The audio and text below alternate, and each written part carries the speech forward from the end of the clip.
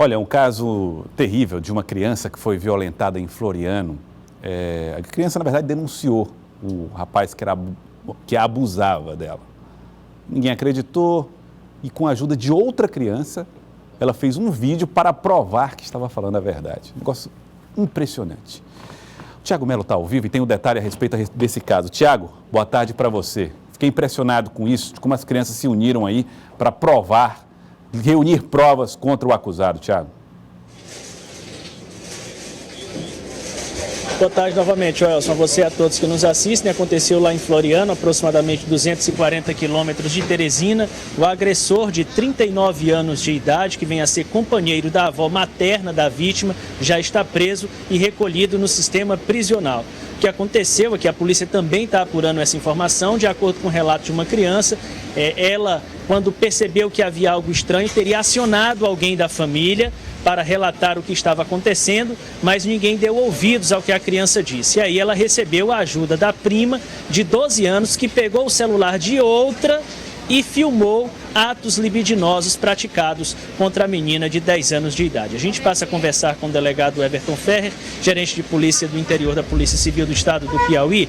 Delegado Everton, de acordo com o depoimento da criança, o que aconteceu foram atos libidinosos.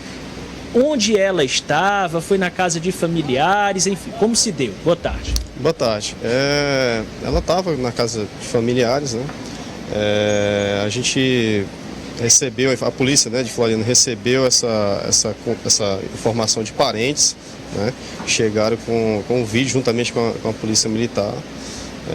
De imediato já procedeu-se aí as oitivas das duas menores, de forma separada, que convergem suas declarações com o que foi mostrado no vídeo, né? O autor também foi ouvido, né? Alega estar embriagado, enfim. Mas aparentemente ele tentou algo mais cedo, né? Ou estava anunciando mais ou menos talvez o que fosse fazer. E a menor procurou uma tia, um parente, um familiar, teria alertado, eles não teriam dado atenção.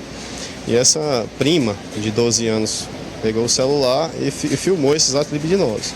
Obviamente que a menor vai ser submetida também a um exame mais aprofundado para saber se não há outro tipo se não há um estupro consumado, enfim. Por enquanto a gente trabalha com a questão do ato libidinoso, que é o que nós temos comprovado na filmagem.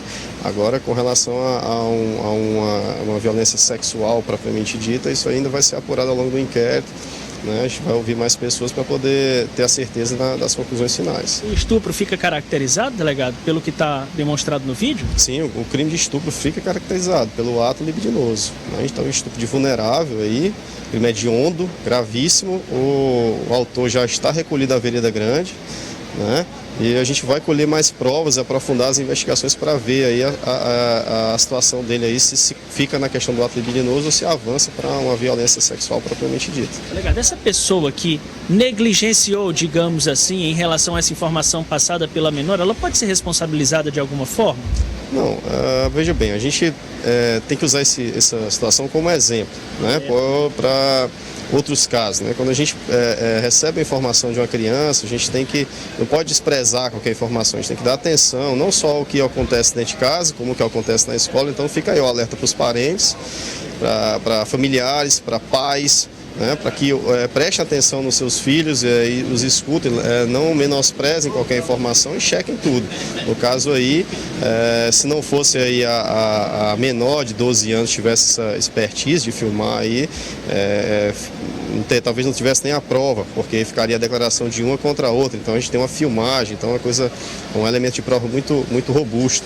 Então fica alerta para os pais e para outros casos aí que prestem atenção em relação ao comportamento dos seus filhos, a desconfiar de alguma outra situação, mudança de comportamento brusca, né, que podem denotar algum tipo de violência ou algum tipo de problema na escola. Enfim, é bom ter esse cuidado aí para evitar problemas aí futuros. Nós temos pergunta do estúdio, pois não?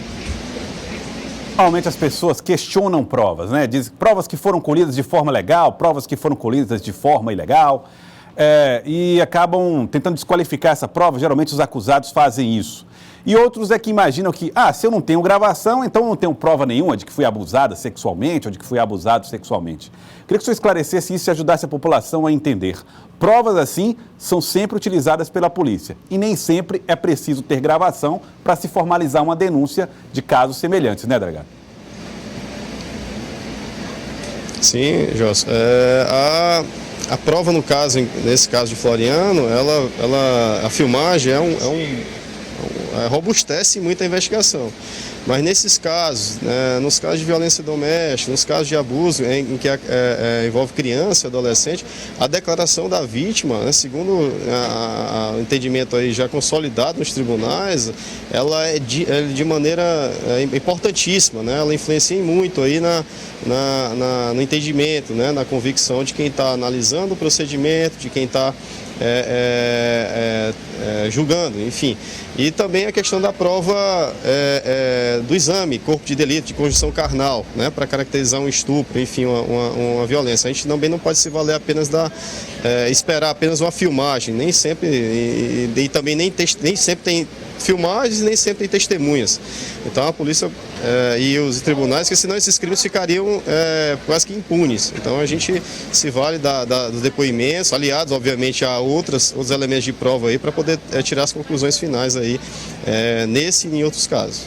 Conversamos com o delegado Everton Ferrer, gerente de policiamento do interior. Muito obrigado, delegado, pelas informações que nos trouxe. O suspeito, vale ressaltar também uma informação que a polícia também está apurando, ele teria oferecido R$50 à Nina, que na situação em que está, se é neta da companheira dele, a relação é de avô e neto.